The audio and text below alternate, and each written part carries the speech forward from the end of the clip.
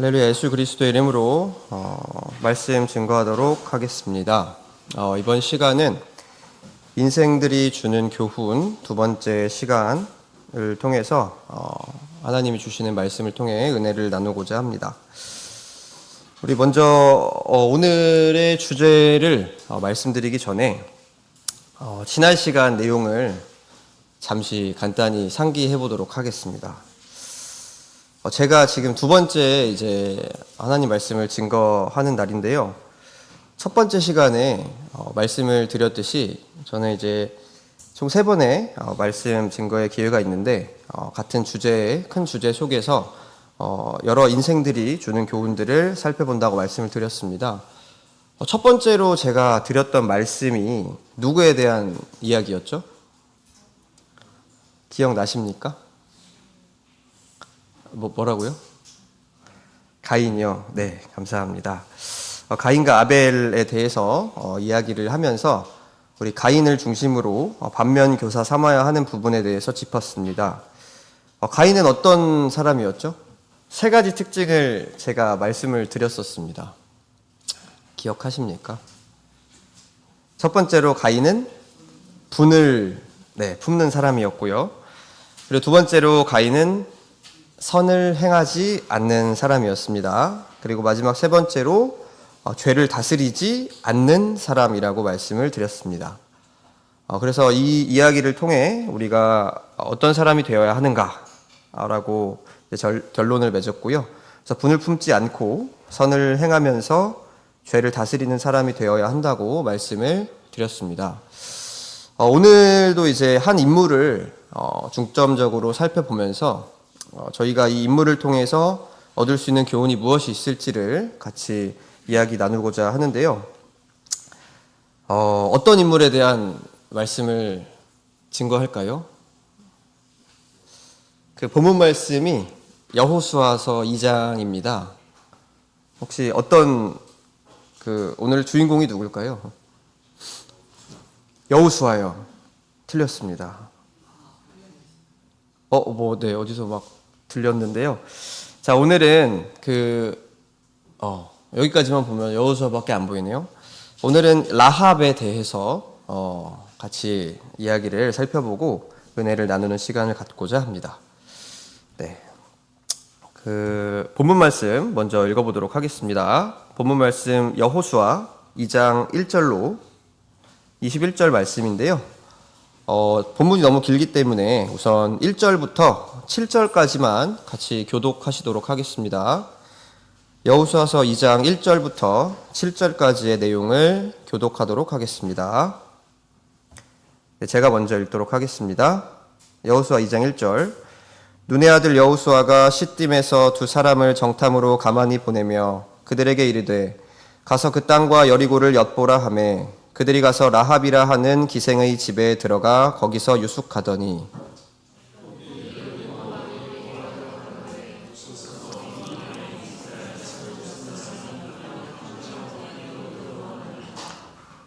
여리고 왕이 라합에게 기별하여 가로되 내게로 와서 내 집에 들어간 사람들을 끌어내라. 그들은 이 온 땅을 탐지하러 왔느니라.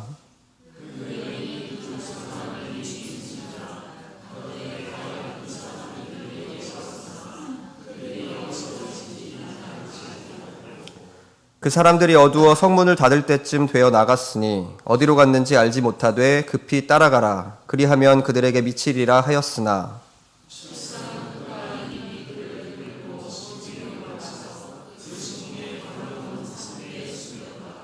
그 사람들은 요단길로 나루터까지 따라갔고 그 따르는 자들이 나가자 곧 성문을 닫았더라. 아멘. 네, 이제 본문 말씀은 21절까지인데요. 우선 7절까지의 말씀을 읽었습니다. 보시면 라합이 나와요. 우선은 저희가 이 라합이라는 인물이 어떠한 교훈을 줄 수 있는지를 살펴보기에 앞서서 이 라합이 누구인지를 먼저 간단히 짚고 넘어가야 할 것 같습니다. 1절에 보면 라합은 누구라고 되어 있죠? 라합은 기생이라고 적혀 있어요. 이제 기생이라는 이제 그 뜻을 다른 말로 이제 풀어보면 창기, 창녀라고 번역을 할 수 있다고 합니다. 그렇다면 이 라합이 다들 성도님들 알고 계시는 바와 같이 그 하나님 앞에 굉장히 큰 영광을 받은 구원을 받은 사람이거든요. 근데 신분이 뭐였다고 나오죠? 기생이라고 나옵니다. 신분이 기생. 네. 그래서 약간 현대판으로 생각을 하면요. 좀 적절할지 모르겠는데, 보통 유흥업소에 지금 종사하고 있는 그 유흥업소 사장님이, 하나님 앞에 참예수교에 들어와서 하나님 앞에 구원을 받고, 예수님의 족보에 이르는 그런 영광을 받게 되는 상황인 거죠. 그래서 어떻게 보면 세상적으로 보면 이 라합이라는 사람이 가지는 신분 때문에 이 사람이 과연 구원을 받을 만한 자격이 있는가라고 생각이 들 수도 있어요. 그런데 오늘 말씀을 살펴보면 과연 이 사람은 하나님 앞에 칭찬받을 만한 사람이구나라는 것을 우리가 알 수 있을 것 같습니다. 여호수아서 2장 1절에 보시면 그 정탐꾼을 보냅니다. 정탐꾼을 왜 보냈을까요? 이제 여호수아가 전쟁을 시작하려고 하고 있어요. 전쟁을 하기에 앞서서 이제 전쟁에서 승리를 하기 위해 우선 물론 승리는 하나님께서 주시지만 미리 정탐꾼을 보내서 그 정탐꾼으로 하여금 여리고성의 그 상황을 살펴보도록 이제 지시를 합니다. 그래서 여리고성의 상황을 살펴보기 위해서 이 정탐꾼들이 성에 들어갔고, 그리고 그 성 안에 있는 그 기생 라합의 집에 이제 거하게 되는데요. 여기서 이제 기생의 집이 가지는 의미를 좀 생각을 해볼 필요가 있어요. 기생의 집은 그때 당시에 많은 사람들이 모여서 오며 가며 사담을 나누는 장소였다고 합니다. 다시 말해서 그 사람들의 동태를 살피기 가장 좋은 장소 중 하나였다는 거죠. 그곳에 거함으로써 그곳에 오며 가며 사람들이 하는 이야기를 다 엿들을 수 있고요. 그리고 또 이 기생의 집 중에 라합의 집은요, 특이한 게 어디에 위치해 있냐면 그 성벽의 위에 위치하고 있었다고 합니다. 그래서 여리고성의 성벽의 위에 위치하고 있었기 때문에 지리적으로도 여리고성 전체를 조망하기에 굉장히 적절했다라고 나와 있습니다. 그래서 이를 통해서 우리는 이 라합의 집을 이 기생의 집이라는 특징과 이 라합의 집이라는 특징을 통해서 아이들이 전쟁에 어떻게 적용할 수 있을지를 미리 정탐을 잘 하러 갔구나라는 것을 알 수 있는데요. 이 라합이라는 사람이 가지고 있는 특징, 그러니까 라합은 어떤 사람인지에 대해서 저희가 살펴보면서 과연 우리가 본받을 점이 무엇인지를 같이 은혜를 나누고자 합니다. 그런데 그 라합만 살펴보지 않고요. 여호수아서에 보면 이 라합이랑 굉장히 뭐라 그럴까요? 상반되는 모습을 보여주는 사람이 한 명 나와요. 혹시 누군지 아십니까? 라합이랑 굉장히 그 여리고성의 정복을 전후로 해서 라합이라는 인물과 굉장히 상반되는 모습을 보여주는 사람이 한 명 나오는데요. 그 사람은 아간이라는 사람입니다. 아간. 네. 아간이라는 사람인데, 사실 이제 이 아간에 대한 이야기는 제가 예전에 청년부 예배 설교 시간에 한번 다룬 적이 있었는데요. 그때 준비하면서 보니까 이 아간이라는 사람을 뒤집어 놓은 게 라합이라는 사람이더라고요. 그래서 오늘은 이 라합이라는 사람을 중심으로 하되 아간이라는 사람과 비교를 하면서 우리는 어떻게 해야 하고 어떻게 행하지 않아야 하는지를 같이 살펴보고자 합니다. 먼저 첫 번째로 라합은 어떤 사람이었는가? 라합은 하나님에 대해서 정확하게 깨닫고 시인하는 사람이었다라고 할 수 있습니다. 하나님에 대해 정확하게 깨닫고 시인하는, 또 고백하는 사람이었다고 할 수 있습니다. 저희가 본문 말씀을 7절까지만 읽었는데요. 그 8절부터 11절까지의 말씀을 다시 한번 교독하면서 읽도록 하겠습니다. 8절을 제가 읽도록 하겠습니다. 8절부터 11절. 두 사람이 눕기 전에 라합이 지붕에 올라가서 그들에게 이르러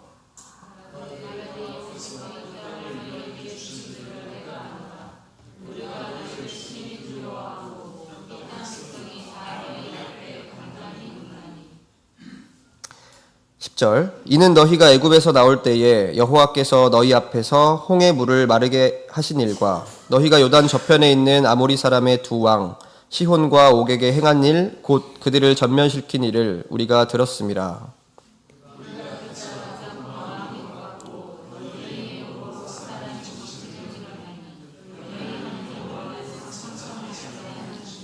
네, 아멘. 네, 여기 보시면요. 이제 앞에 7절까지의 내용은, 정탐꾼들이 이제 와서, 어떻게 한다, 이런 내용이고, 이제 9절부터, 8절, 9절부터가 이제 라합이 어떤 사람인지를 정확히 알 수 있는 그런 대사들이 나옵니다. 그래서 9절에서 11절의 말씀을 보면요. 이 라합이라는 사람이 하나님에 대해서 어떤 분이다라고 이제 표현을 하는 장면이 나와요. 우선 10절에 보시면 너희가 애굽에서 나올 때에 여호와께서 너희 앞에서 홍해물을 마르게 하였다라고 말하죠. 그리고 이제 또 그 10절의 하반부에 보시면 저기 아모리 사람 두 왕 시온과 옥에게 행한 일, 곧 그들을 전멸시킨 일을 알고 있다라고 표현을 합니다. 그리고 마지막 11절에 보시면 어느 문구가 눈에 띄시나요? 11절에 보시면 상천하지의 하나님이다 라는 표현을 합니다. 그래서 이거를 종합해서 보면요.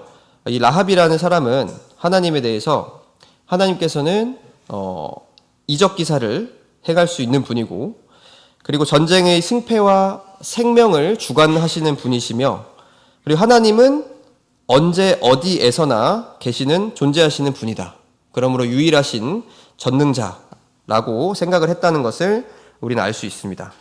라합은 이렇게 자기가 알고 있는 하나님의 모습을요, 그 정탐꾼 앞에 고백하면서 하나님이 어떠한 분인지를 자기가 정확히 깨닫고 있음을 시인하였죠. 그리고 더불어서 하나님에 대한 두려움, 즉 경외하는 마음을 가지고 있었습니다. 근데요, 이제 이 반대로 보면 또 이제 아까 말씀드린 아간이라는 인물 있잖아요. 그 아간이라는 인물을 한번 살펴보도록 하겠습니다. 라합은 이렇게 하나님에 대해서 잘 표현하고 알고 깨닫고 있었던 사람인데 반면 아간은 어떠했는지 여호수아서 7장 1절 말씀을 한번 보도록 하겠습니다. 여호수아서 7장 1절 제가 읽겠습니다. 7장 1절입니다. 이스라엘 자손들이 바친 물건을 인하여 범죄하였으니 이는 유다 지파 세라의 증손 삽디의 손자 갈미의 아들 아간이 바친 물건을 취하였음이라. 여호와께서 이스라엘 자손들에게 진노하시니라. 아간은 어떤 죄를 저질렀을까요? 7장 1절에 나오거든요. 이제 7장은 여리고성이 몇 장에서 무너지냐면 6장에서 무너져요. 여호수아서 6장에서 여리고성에 이제 정복을 하고요. 7장은 그 이후의 이야기인데 이 여리고성을 정복한 이후에 나온 물건에 대해서 아간이 범죄를 하였다라고 나옵니다. 만약에 여기서 이제 이 아간이라는 사람이요, 라합처럼 하나님이 어디에나 계시고 그리고 이적 기사를 베푸시고 생명을 주관하는 분이라는 확신이 있었다면 이 아간이라는 사람이 과연 이런 범죄를 할 수 있었을까요? 없었겠죠? 그래서 이걸 통해서 이 아간이라는 사람은 하나님에 대해서 굉장히 무지한 사람이었구나 라는 것을 우리는 알 수 있습니다. 굉장히 하나님에 대한 깨달음이 부족했고 그리고 하나님에 대한 두려움조차 없었던 사람이구나 라는 것을 알 수 있습니다. 그래서 라합과 굉장히 이제 비교되는 모습을 보여주고 있는데요. 그렇다면 저희는 여기서 또 주목해야 될 게 뭐냐면 그 라합은 어떻게 이렇게 하나님에 대해서 정확하게 깨달을 수 있었는가? 저희는 여기에 좀 주목을 해야 된다라고 생각합니다. 라합은 하나님에 대해 어떻게 정확하게 이렇게 깨달을 수 있었을까요? 그 말씀이 성경 구절에 숨어 있어요. 아까 본문 말씀 여호수아 2장 10절 말씀을 다시 한번 다 같이 읽도록 하겠습니다. 본문 말씀 2장 10절입니다. 같이 읽겠습니다. 시작. 이는 너희가 애굽에서 나올 때에 여호와께서 너희 앞에서 홍해 물을 마르게 하신 일과 너희가 요단 저편에 있는 아모리 사람의 두 왕 시온과 옥에게 행한 일 곧 그들을 전멸시킨 일을 우리가 들었습니다. 네. 어떻게 알았을까요? 들었습니다. 그렇죠? 자, 여기 보시면 우리가 들었습니다라고 표현이 나와 있어요. 들었습니다. 그래서 이 라합은요, 하나님에 대해 들었다는 거예요. 귀를 닫지 않고 들었어요. 그렇기 때문에 하나님을 정확하게 깨달을 수 있는 이제 은혜를 얻게 되었죠. 그래서 여기서 이 듣다라는 표현을요, 제가 이제 주석서를 보니까 원어로 이제 샤마라고 하는데요. 이 샤마의 뜻이 뭐냐면, 그러니까 기본적인 그 어근은 그냥 듣다라는 표현인데, 이거를 조금 더 확장해서 해석을 하면 그냥 듣는 게 아니고 주의 깊게 듣다, 경청하다라는 뜻을 가지고 있어요. 주의 깊게 듣다, 경청하다. 그래서 그냥 막 무슨 소리가 들려서 들은 게 아니고 어떤 소문, 야, 뭐 이스라엘 백성이 그렇게 했대 라는 소문이 들려서 들은 게 아니고, 야, 그 이스라엘의 신 하나님이 어떻게 했대? 라고 관심을 가지고 주의를 기울이면서 들었다는 거예요. 원어를 보면. 그래서 여기서 우리가 들었음이라는 표현에서 우리는 이 라합이라는 사람이 하나님에 대한 관심이 굉장히 컸고, 그 관심을 가지고 정말 주의를 기울여서 하나님의 말씀을, 하나님의 소문을 들으려고 노력했구나라는 것을 알 수 있습니다. 그래서 그녀는 이제 듣기만 하고 하나님에 대한 믿음을 가진 사람이 되었죠. 그 신약에 보면요, 이 라합이랑 굉장히 비슷한 인물이 또 나오더라고요. 제가 이제 인물을 좀 막 이제 하다 보니까 이 라합이라는 사람이랑 비슷한 사람이 누가 있을까 또 생각을 해보니까요, 신약에 듣고 하나님에 대해 정확하게 깨달은 사람이 또 나와요. 누군지 아세요? 이방인이에요. 이 사람도.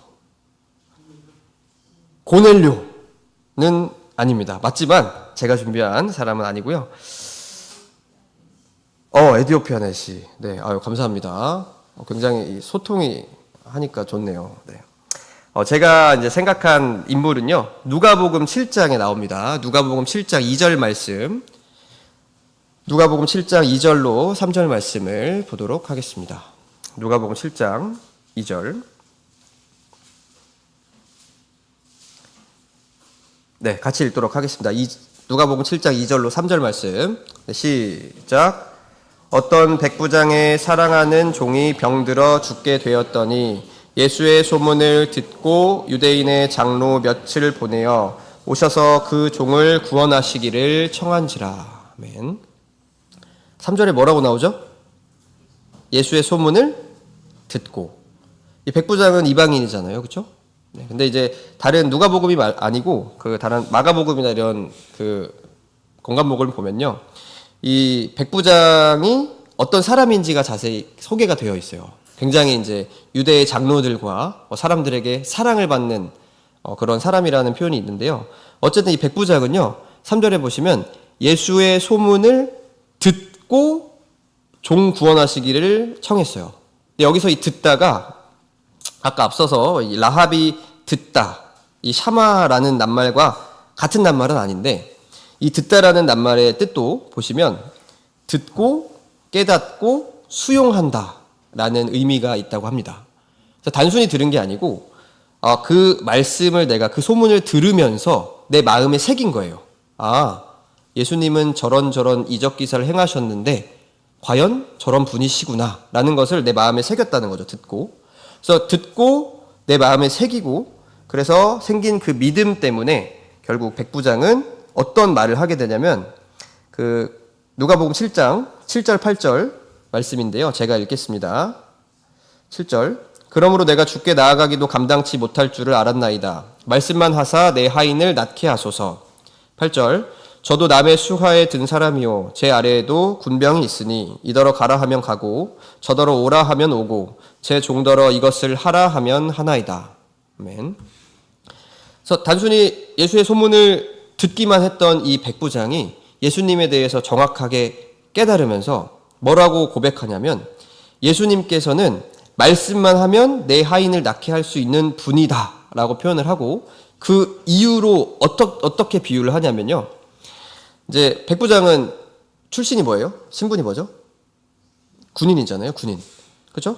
이 군인이 명령을 하면 자기 수하에 있는 사람들이 그 명령을 그대로 따르지 않겠습니까? 그거를 비유하면서 예수님이 이 세상의 모든 생로병사를 주관하시고 생명을 주관하시는 분이기 때문에 예수님의 명령 한마디면 이 병이 달아날 것이다 라는 믿음이 있었다는 거예요. 이런 믿음이 이 백부장도 들음으로써 생겼다라고 우리가 알 수 있습니다.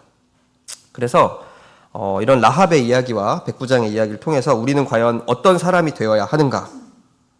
첫 번째 교훈은 말씀을 들음으로 하나님에 대해 정확히 깨닫고 시인하는 사람이 되어야 한다라고 정리해 볼 수 있겠습니다.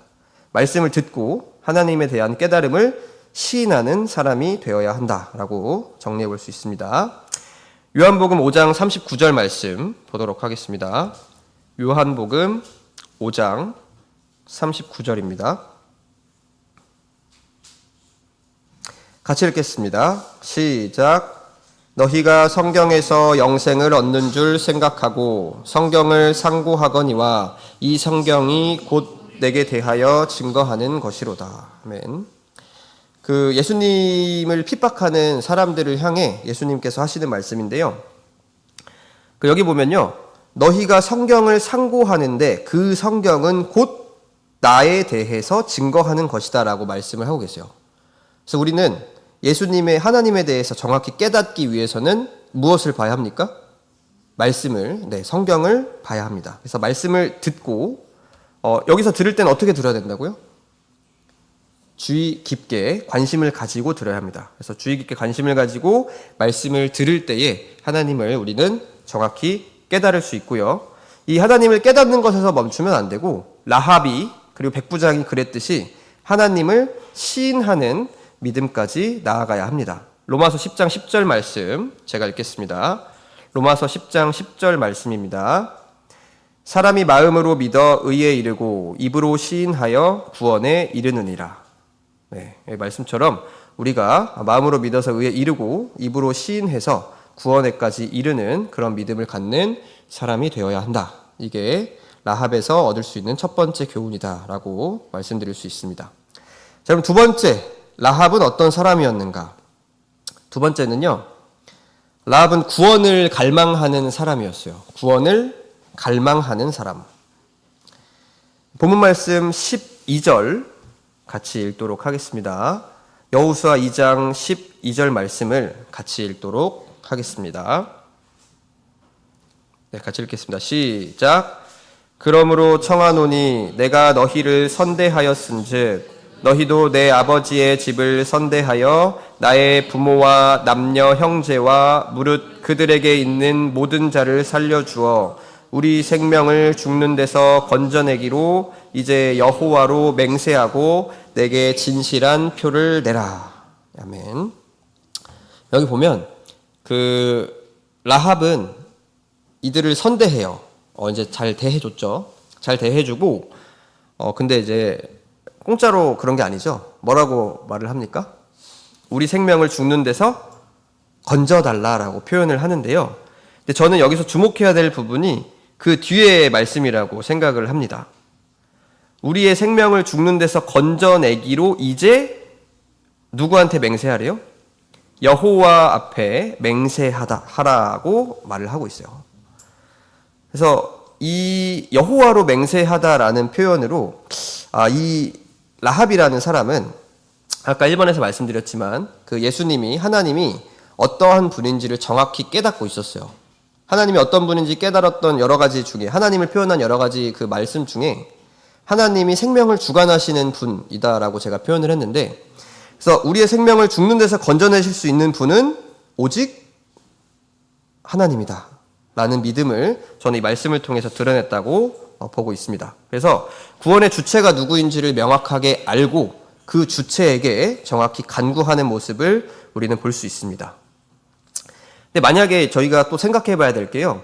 여기서 만약에 단순히 생명을 부지하는 것이 이의 목적이었다면, 그녀의 목적이었다면, 저라면 차라리 여리고 왕을 찾아갔을 것 같아요. 그러니까 여러분 생각해 보세요. 여러분들이 지금 이제 전쟁 상황이잖아요. 지금 이 상황이 쉽게 말해서 저희도 지금 종전국가는 아니니까 북한이랑 저희가 대치를 하는 상황이라고 생각을 해봅시다.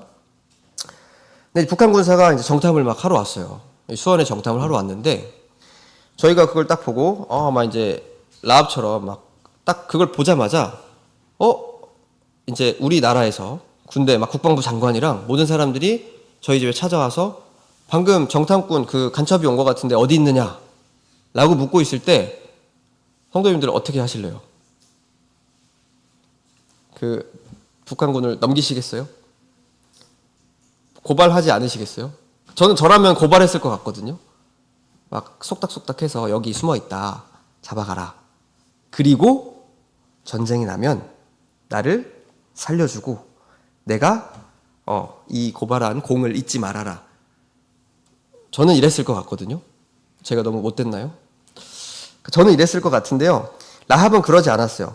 그러니까 그냥 소문 속의 그 신이 행했던 전쟁의 승리라고만 그냥 판단을 했다면 분명 라합은 제가 말한 대로 그냥 여리고 왕이 닥쳐서 너희 집에 들어온 정탐꾼이 어디 있느냐라고 기별했을 때에 저기 있어요. 잡아가세요.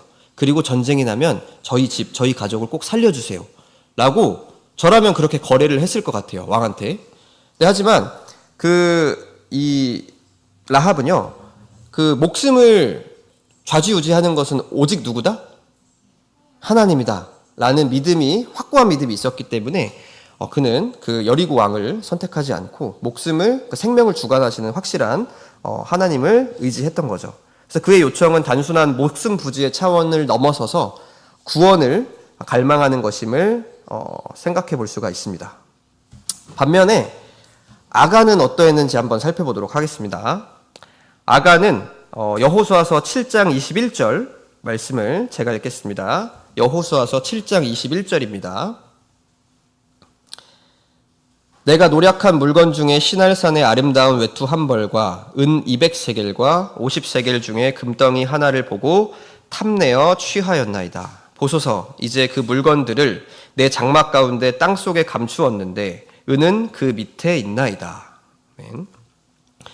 그래서 여호수아서 7장 1절에 보면 아간의 범죄로 시작하는데 그 범죄가 어떤 범죄냐면 여호와께 바칠 물건을 가로챈 거예요.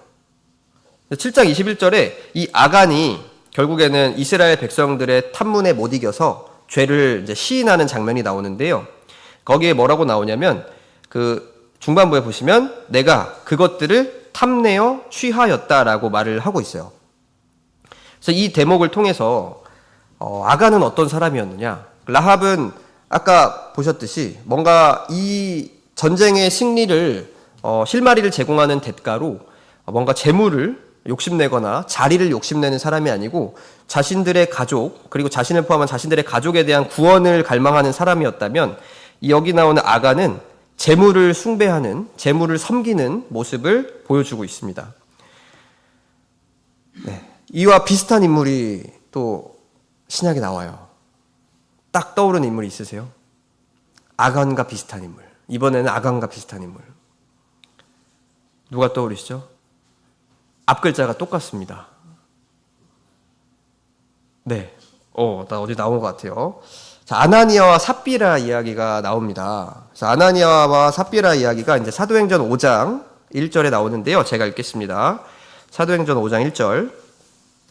아나니아라는 사람이 그 안에 삽비라로 더불어 소유를 팔아 그 값에서 얼마를 감추매 그 안에도 알더라. 얼마를 가져다가 사도들의 발 앞에 두니. 그래서 여기 보면 자신의 소유를 팔아서 이제 교회 공동체 바치는데 물어요. 이게 전부냐? 그러니까 거기서 아나니아와 삽비라가 전부다라고 거짓을 고합니다. 이게 단순히 거짓말을 한 차원이 아니고 재물에 대한 그 탐심이 있었기 때문에 하나님께서 결국에는 죽음에 이르게 벌을 하시는 거거든요. 그래서 이와 마찬가지로 이 아간이라는 사람도요. 하나님을 정확히 아까 몰랐다고 제가 말씀을 드렸어요. 라합과 반대로 하나님에 대한 깨달음이 부족한 사람이었기 때문에 이는 하나님이 생명을 주관하사 구원을 주시는 분이라는 것을 몰랐어요. 그렇기 때문에 하나님이 주시는 구원보다는 재물에 대한 욕심이 컸다는 거죠. 그래서 우리는 이걸 통해서 두 번째 교훈을 생각해 볼 수 있습니다. 두 번째 교훈은 세상의 재물과 필요보다는 구원을 갈망하는 사람이 되어야 한다는 겁니다. 디모데전서 6장 17절 말씀을 같이 보겠습니다. 디모데전서 6장 17절 말씀입니다. 네, 같이 읽도록 하겠습니다. 시작. 내가 이 세대의 부한자들을 명하여 마음을 높이지 말고 정함이 없는 재물에 소망을 두지 말고 오직 우리에게 모든 것을 후히 주사 누리게 하시는 하나님께 두며. 네, 여기도 보면 재물에 소망을 두지 말고 모든 것을 주시는 하나님께 소망을 두라라고 말씀을 하고 있죠. 같은 말씀인데요. 마태복음 6장 24절 말씀도 보도록 하겠습니다. 마태복음 6장 24절. 마태복음 6장 24절 말씀 제가 읽겠습니다. 한 사람이 두 주인을 섬기지 못할 것이니 혹 이를 미워하며 저를 사랑하거나 혹 이를 중히 여기며 저를 경히 여김이라. 너희가 하나님과 재물을 겸하여 섬기지 못하느니라. 네, 같은 말씀, 같은 장의 33절 또 읽겠습니다. 제가 읽겠습니다. 너희는 먼저 그의 나라와 그의 의를 구하라. 그리하면 이 모든 것을 너희에게 더하시리라. 아멘. 그래서 이 라합과 아간을 비교하면서 보면요. 라합은 하나님이 주시는 구원을 갈망한 사람이었고, 그리고 아간은 하나님을 몰랐기에 그 구원의 값어치를 몰랐기에 세상의 재물에 욕심을 두는 사람이었다라는 것을 알 수 있습니다. 방금 읽은 말씀 디모데전서와 마태복음 6장 말씀을 통해서 우리는 재물이 아닌 하나님을 섬기고 그리고 하나님의 나라와 의를 먼저 구해야 한다라는 사실을 알 수 있습니다. 그래서 두 번째 교훈은 세상의 재물과 필요보다는 구원을 갈망하는 사람이 되자라고 말씀드릴 수 있습니다. 자, 마지막 세 번째인데요. 라합은 어떤 사람이었는가? 라합은 어떤 사람이었냐? 말씀에 순종하는 사람이었다라고 말씀드릴 수 있습니다. 말씀에 순종하는 사람이었어요, 라합은. 본문 말씀으로 다시 돌아와서 여호수아서 2장 18절 말씀을 같이 보도록 하겠습니다. 본문 말씀 2장 18절 말씀을 읽도록 하겠습니다. 같이 읽겠습니다. 시작. 우리가 이 땅에 들어올 때에 우리를 달아 내리운 창에 이 붉은 줄을 내고 네 부모와 형제와 내 아비의 가족을 다 내 집에 모으라. 21절 읽겠습니다. 시작. 라합이 가로되 너희의 말대로 할 것이라 하고 그들을 보내어 가게 하고 붉은 줄을 창문에 매니라. 네, 이제 이 중간에 저희가 읽지 않은 부분은 시간상 우선 생략했는데요. 이제 라합이 아까 12장에서 구원해달라고 막 요청하잖아요. 여호와 앞에 맹세해라 막 이렇게 요청을 하니까요.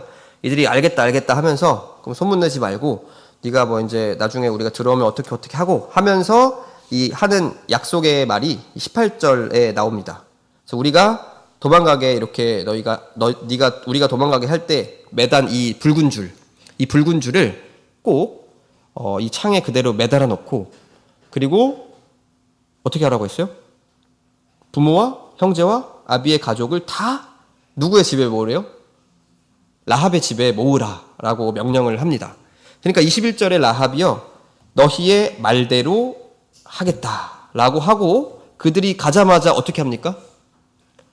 붉은 줄을 창문에 매달아 놓습니다. 그렇죠? 여기서 좀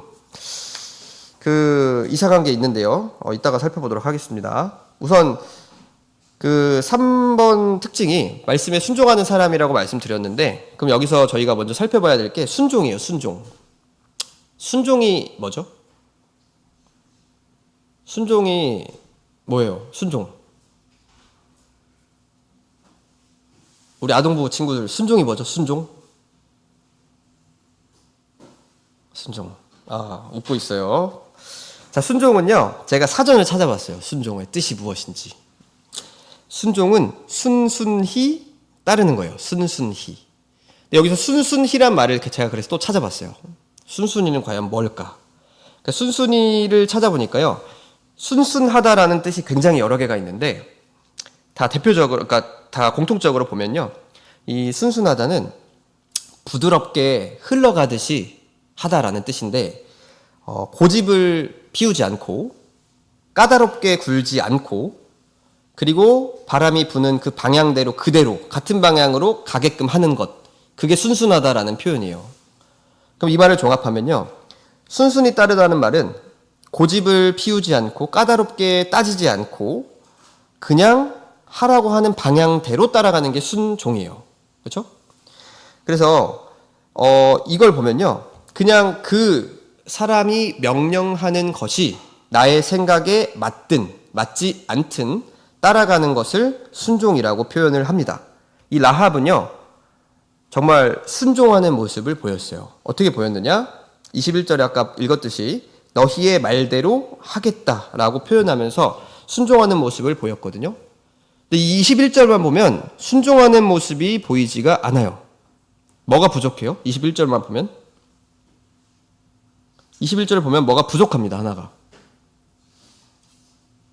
두 개를 시켰거든요. 네, 다 아시는데 막 이렇게 입에서 막 맴도시죠. 네, 첫 번째로 붉은 줄을 매달고 두 번째로 온 가족을 모으라라고 했는데 21절에 보면 붉은 줄은 매달았다는 내용이 있지만 온 가족을 모았다는 내용이 생략되어 있습니다. 그럼 그 내용이 성경에 있을까요? 온 가족을 모았다는 내용이? 당연히 있겠죠? 여호수아서 6장 22절을 보도록 하겠습니다. 여호수아서 6장 22절로 23절 말씀입니다. 제가 읽겠습니다. 22절에서 23절. 여호수아가 그 땅을 정탐한 두 사람에게 이르되 그 기생의 집에 들어가서 너희가 그 여인에게 맹세한 대로 그와 그에게 속한 모든 것을 이끌어내라 하매 정탐한 소년들이 들어가서 라합과 그 부모와 그 형제와 그에게 속한 모든 것을 이끌어내고 또 그 친족도 다 이끌어내어 그들을 이스라엘 진 밖에 두고. 아멘. 여기 보면 라합의 집에 전쟁 당시에 가니까 가족들이 있었어요, 없었어요? 가족들이 있었어요. 그래서 이걸 통해서 라합은 그냥 그대로 순종했고 따라했구나 라는 것을 저희는 확인할 수 있습니다. 근데 이게 어떻게 보면 그게 대단한 건가? 라는 생각이 들 수도 있어요. 근데 이게 저희가 한번 인간적으로 생각을 해보면 저는 이게 진짜 대단한 행동이라고 생각을 하거든요.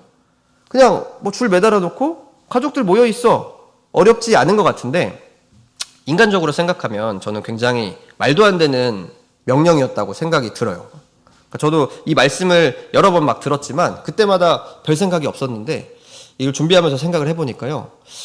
이게 이걸 그대로 들어야 되나라는 생각이 들었을 것 같다. 내가 라합이었으면. 왜 이렇게 표현이 됐냐면 제가 아까 말씀드렸지만 라합의 집이 어디에 있다고 했죠?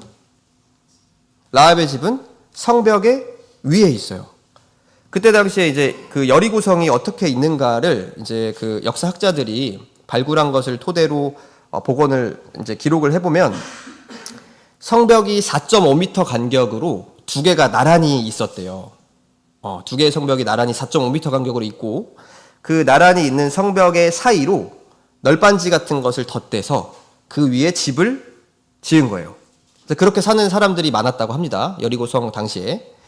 그 라합의 집 마찬가지로 라합의 집도 그렇게 두 개의 성벽 사이에 널빤지를 대고 그 위에 집을 지어서 사는 그런 구조의 집이에요.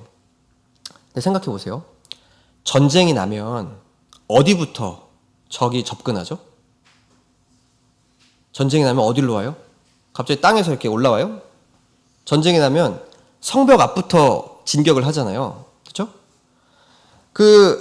이때 당시에 물론 이제 저희가 결론적으로 알고 있듯이 성벽이 그냥 저희가 어떤 무력 시위를 한 게 아니고 그냥 돌면서 소리를 질렀더니 성벽이 무너졌다라고 되어 있잖아요. 근데 이제 이들은 전쟁을 준비하는 입장에서 사실 상식적으로 보면 말도 안 되는 거예요. 이 성벽 위에 있는 집에 온 가족이 모여 있는 것 자체가 인간적으로 과연 안전하겠습니까?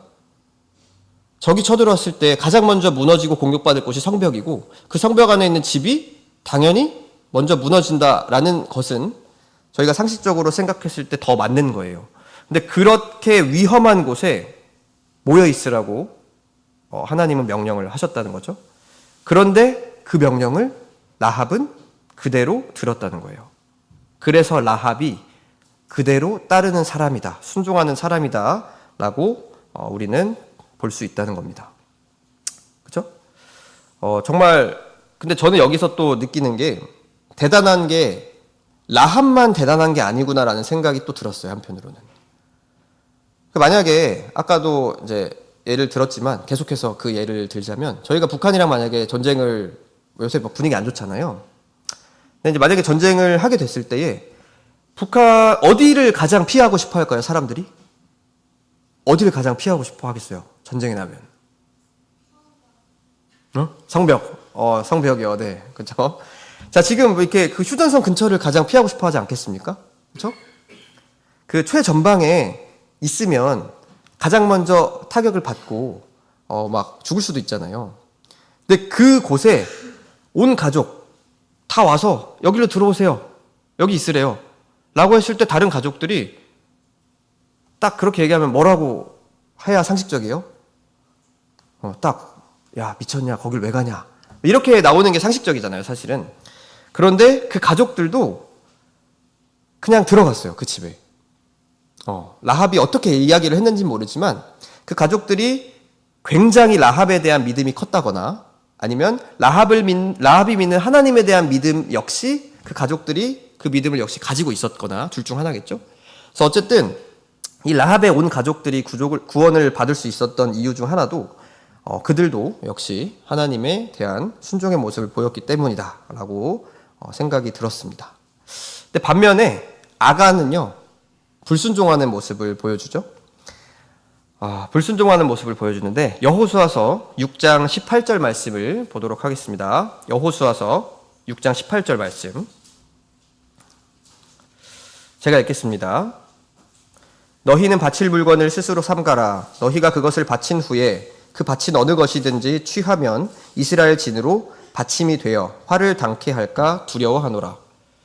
그래서 여호수아서 6장에 여리고성이 무너졌다고 말씀을 드렸는데 이 성을 정복할 때에 하나님께서 여호수아에게 이렇게 명령하세요. 그 첫 성 여리고가 정복될 때에 거기 있는 모든 물건 나 여호와께 바쳐라. 그 물건을 건드리면 너희 이스라엘 진이 바친 바가 돼서 너희가 화를 당할 것이다 라고 경고하시는데 그 경고를 여호수아 7장 1절에서 누가 어겨요? 아간이 어겨요. 그래서 하나님이 분명히 이렇게 행하라라고 명령하신 그것에 대해서 아간은 그냥 쉽게 말하면 무시해버리죠. 그리고 자기의 오직 욕심만을 채우는 행동을 통해서 범죄하게 됩니다. 그래서 라합이랑 아간은 굉장히 결이 달라요. 그러니까 라합은 말도 안 되는 것에 순종하는 모습을 보였고 아간은 그게 어렵나 싶은 것에 불순종하는 모습을 보이고 있다는 거죠. 그래서 이런 상반된 행동으로 인한 상반된 결과가 당연히 나왔겠죠. 결국에 순종하게 된 라합은 무엇을 얻습니까? 구원을 얻어요. 여호수아서 6장 25절 보겠습니다. 여호수아서 6장 25절 말씀입니다. 네, 같이 읽겠습니다. 시작. 여호수아가 기생 라합과 그 아비의 가족과 그에게 속한 모든 것을 살렸으므로 그가 오늘날까지 이스라엘 중에 거하였으니 이는 여호수아가 여리고를 탐지하려고 보낸 사자를 숨겼음이었더라. 네, 그래서 라합의 순종은 결국 그와 그 가족을 구원하는 결과를 얻게 되었고요. 이르게 되었고, 그리고 여호수아서 7장 25절 말씀을 보도록 하겠습니다. 여호수아서 7장 25절에는 아간의 결국이 나옵니다. 제가 읽겠습니다. 여호수아가 가로되 네가 어찌하여 우리를 괴롭게 하였느뇨 여호와께서 오늘날 너를 괴롭게 하시리라 하니 온 이스라엘이 그를 돌로 치고 그것들도 돌로 치고 불사르고. 네. 그래서 아간은 결국에 멸망에 이르렀고요. 여기서 이제 보면 그를 돌로 치다에서 이 그가 누굴까요? 온 이스라엘이 그를 돌로 치다. 그는 아간이에요. 그것들도 돌로 쳤어요. 뭘까요? 이제 그 앞에 말씀을 보면요. 아간만 잡아간 게 아니고요. 아간과 그 아내와 그 자녀와 그 모든 소유를 다 가지고 끌고 가요. 그래서 아간만 멸망에 이른 것이 아니고 그 가족과 그 소유 모두 진멸되었다라고 우리는 알 수 있습니다. 그래서 이제 순종의 결과와 불순종의 결과가 이렇게 다른 것을 가지고 오는구나 라는 것을 우리가 알 수 있는데요. 이 순종을, 그래서 우리는 이 말씀을 통해서 순종을 하는 사람이 되어야 한다라는 교훈을 얻을 수 있겠죠. 근데 순종이 아까 뭐라고 했죠? 명령에 순순히 따르는 거예요. 순순히. 그대로 거스르지 않고 따르는 게 매우 중요합니다. 제가 이걸 보면서 잘못된 순종을 한 사람을 떠올려 봤는데요. 한 명이 딱 떠오르더라고요. 잘못된 순종. 어떤 인물일까요? 전쟁과 관련이 있어요. 이 인물도. 사무엘상 15장 3절에 나옵니다. 사무엘상 15장 3절 말씀을 보겠습니다. 사무엘상 15장 3절 말씀 제가 읽겠습니다. 지금 가서 아말렉을 쳐서 그들의 모든 소유를 남기지 말고 진멸하되 남녀와 소아와 젖먹는 아이와 우양과 약대와 나귀를 죽이라 하셨나이다. 9절 사울과 백성이 아각과 그 양과 소의 가장 좋은 것 또는 기름진 것과 어린 양과 모든 좋은 것을 남기고 진멸기를 즐겨 아니하고 가치 없고 낮은 것은 진멸하니라. 그리고 쭉 넘어가서 22절 읽겠습니다. 22절 다 같이 읽겠습니다. 시작. 사무엘이 가로되 여호와께서 번제와 다른 제사를 그 목소리 순종하는 것을 좋아하심같이 좋아하시겠나이까. 순종이 제사보다 낫고 듣는 것이 수양의 기름보다 나으니. 아멘. 네, 사울 왕이 전쟁을 하는데 하나님이 사무엘 선지자를 통해서 내린 명령대로 하지 않아요. 모든 것을 진멸하라고 하는데요. 모든 사람을 진멸하지만 값이 나가 보이는 기름진 좋아 보이는 어린 양과 그다음에 막 소 이런 것들은 남겨놔요. 그러면서 뭐라고 핑계를 대죠? 여호와께 제사를 드릴 제물이다. 하나님께서 제물이 필요하다고 말씀하신 적이 단 한 번도 없어요. 근데 이게 되게 웃긴 게 뭐냐면 이 생략된 제가 안 읽은 구절들을 살펴보면요. 사무엘이 나타나니까 사울 왕이 오히려 가서 말해요.